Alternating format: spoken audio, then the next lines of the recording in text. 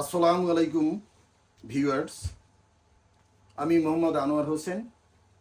আজ আমি আপনাদের সাথে ক্যাপিটাল গেইন ট্যাক্স নিয়ে আলোচনা করব। আশা করছি আমার এই ইনফরমেটিভ ভিডিওটি কানাডায় বসবাসরত আমার বাংলা ভাষাভাষী ক্যানাডিয়ানদের খুব উপকার আসবে। তাই আপনাদের যদি আমার এই বক্তব্যের বাইরে রিয়েল এস্টেট এবং মর্গেজ সম্পর্কিত কোনো প্রশ্ন জানতে ইচ্ছে করে, তাহলে অবশ্যই আপনারা আমাকে কল করবেন। আমি Mohammad Anwar Hossain, realtor and mortgage agent. 24 hours a day and 7 days a week আপনাদের সেবাদানে প্রস্তুত আছি।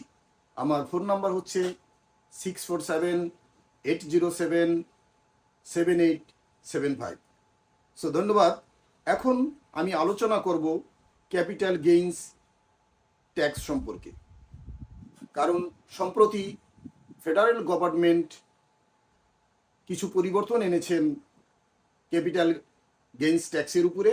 তাই আশা করছি আমার এই ভিডিওটি আপনাদের ভালো লাগবে এবং আপনাদের উপকার আসবে, এবং আমার কমিউনিটি বা আমার বাংলা ভাষাভাষী লোকজন এ সম্পর্কে অনেক তথ্য পাবেন। প্রথম প্রশ্ন হচ্ছে, what are capital gains tax? What are capital gains? আসলে ক্যাপিটাল গেইনস কি এবং ক্যাপিটাল গেইন ট্যাক্সগুলো কি কি? যখন আপনি কোনো একটি ভ্যালুয়েবল অ্যাসেট বা মূল্যবান সম্পদ বিক্রি করেন, ওই সম্পদ থেকে আপনি যে প্রফিট করেন, ওই প্রফিট গেইন করাকে বা ওই প্রফিট করাকে ক্যাপিটাল গেইন বুঝায়।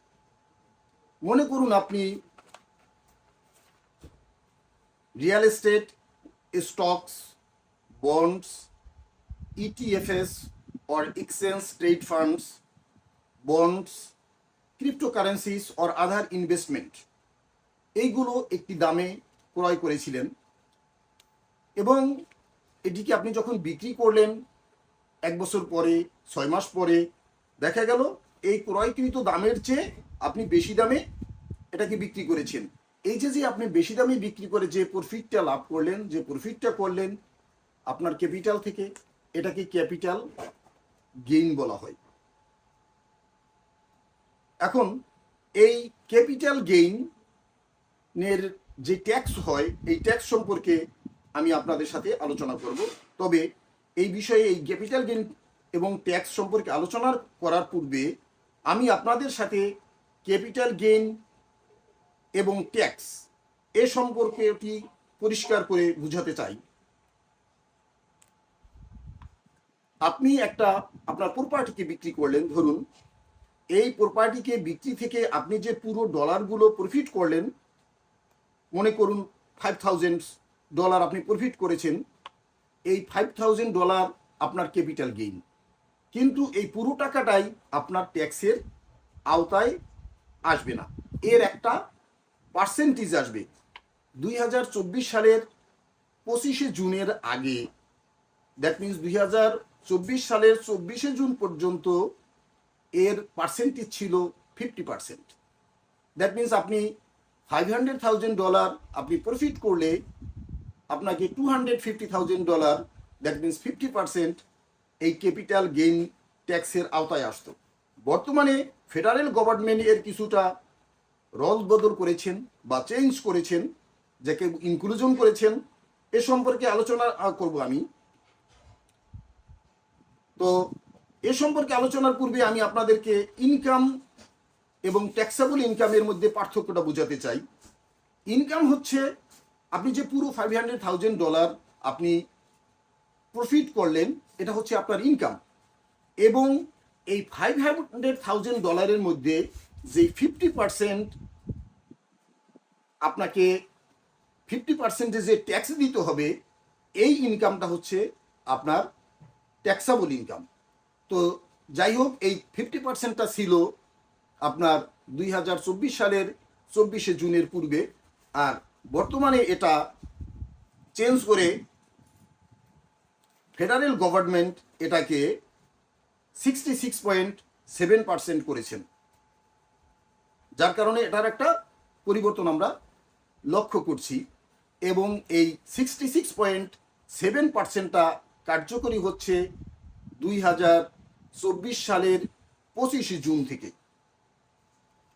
এখন আসুন, এই 66.7%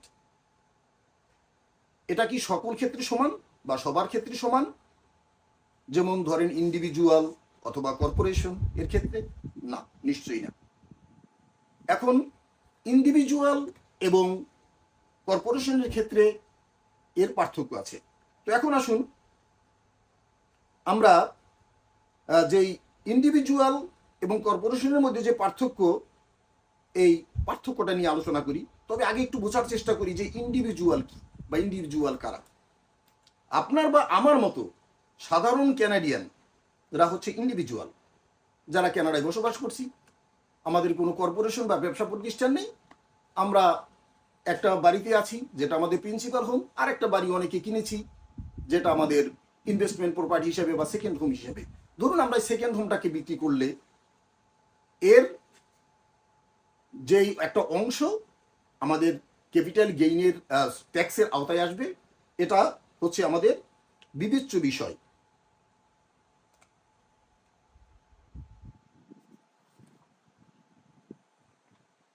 এখন আমি আপনাদেরকে বিষয়টি আরো পরিষ্কার করে বোঝানোর জন্য ধরুন একটা উদাহরণ আমি টানছি। সেই উদাহরণের মাধ্যমে আশা করছি আপনারা আরো বুঝতে সুবিধা হবেন যে ইন্ডিভিজুয়াল যারা আছেন তাদের যে ক্যাপিটাল গেইনটা দিতে হবে, এটার আপনার 250,000 পর্যন্ত আপনাদেরকে দিতে হবে 50%, এবং 250,000-এর উপরে আপনি যদি কোনো গেইন করে থাকেন সেটার আপনাকে 66.7% আপনাকে ট্যাক্স প্রদান করতে হবে। আমি ধরুন একটু উদাহরণ দিচ্ছি। ধরেন মিস্টার হোসাইন, আপনি মিস্টার হোসাইন একটি প্রপার্টি বিক্রি করলেন $500,000, আপনার ক্যাপিটাল গেইন বা প্রফিট করেছেন। এক্ষেত্রে কত ডলার বা কি পরিমাণ আপনার ট্যাক্সাবল ইনকামের আওতায় আসবে এ সম্পর্কে আপনি যদি পুরোটা জানতে চান, তাহলে আপনি দেখবেন আপনার 500,000-এর ক্ষেত্রে 250,000 পর্যন্ত 0.5%, এবং মানে আপনার কত দাঁড়ালো 0.5%-এ ধরেন 125,000। বাকি 250,000-এর জন্য 66.7% বা 2/3, যা $1,66,750, বাকি আপনার $2,50,000 জন্য। এখন টোটাল আপনার ক্যাপিটাল গেইন ট্যাক্সের আওতায় আসতেছে প্রথমে 2,50,000-এর জন্য 50%-এ 1,25,000, প্লাস পরের 2,50,000-এর জন্য 1,66,750, ইকুয়াল টু এসে দাঁড়াচ্ছে আপনার $2,91,750। এই যে যেই $2,51,750, এটা হচ্ছে আপনার ক্যাপিটাল গেইন ট্যাক্সাবল ইনকাম। মনে রাখবেন এই ডলারগুলো সব আপনি গভর্নমেন্টকে ট্যাক্স হিসাবে দিয়ে দিচ্ছেন না, এটা হচ্ছে আপনার ট্যাক্সাবল ইনকাম, এটা আপনার ট্যাক্সের আওতায় আসবে।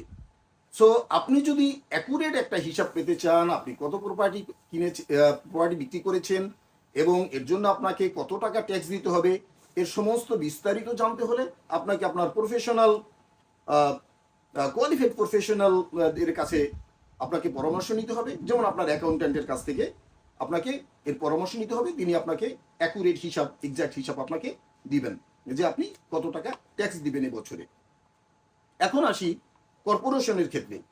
কোনো কর্পোরেশন ক্ষেত্রে কোনো লিমিট নেই, যে লিমিটটা ইন্ডিভিজুয়ালের ক্ষেত্রে এসেছে। যেমন ইন্ডিভিজুয়ালকে আপনার 250,000 পর্যন্ত 50% দিতে হবে, কিন্তু কোনো কর্পোরেশনের ক্ষেত্রে আপনি কর্পোরেশন যদি হয়ে থাকেন, আপনি যত টাকাই মেক করলেন সেই ক্ষেত্রে আপনাকে 66.7%, that is 2/3 should come in your taxable income. আপনার ট্যাক্সেবল ইনকামের আওতায় আসবে 66.7%। এখন আমি কিছু প্রশ্নের উত্তর দিয়ে আমি আমার বক্তব্য শেষ করব। সেই প্রশ্নগুলো হচ্ছে, does the change of capital gains taxation affect individuals? My answer is yes. Do I need to pay capital gains tax for my primary or principal home? Answer is no. কারণ আপনি প্রাইমারি বা principal home বিক্রি করে আপনি যত টাকাই make করেন না কেন, এর জন্য আপনাকে কোনো ক্যাপিটাল গেইন ট্যাক্স দিতে হবে না। Number third question, how long do I need to live in my house to consider it my principal home? আপনার এই বাড়িটি প্রিন্সিপাল হোম হিসেবে বিবেচিত হওয়ার জন্য আপনাকে কতদিন এই বাড়িতে থাকতে হবে? At least 365 days. সো যাই হোক, আজকে এ পর্যন্তই বন্ধুগণ। আমি আপনাদের সকলকে ধন্যবাদ জানিয়ে আমার এই বক্তব্যটি শেষ করছি। যদি এটি আপনাদের ভালো লেগে থাকে, আপনাদের উপকার এসে থাকে, তাহলে আমি নিজেকে ধন্য মনে করব। তো আপনাদের যদি রিয়েল এস্টেট এবং মর্গেজ সম্পর্কে যে কোনো পরামর্শ আপনারা পেতে চান, তাহলে আপনারা আমাকে কল করতে ভুলবেন না। আমি Mohammad Anwar Hossain, realtor and mortgage agent. আমার ফোন নাম্বার হচ্ছে 6478077875, অথবা আপনারা আমাকে ইমেল করতে পারেন anwar.realestate22@gmail.com। Thank you very much. Have a nice day. Wish you the best.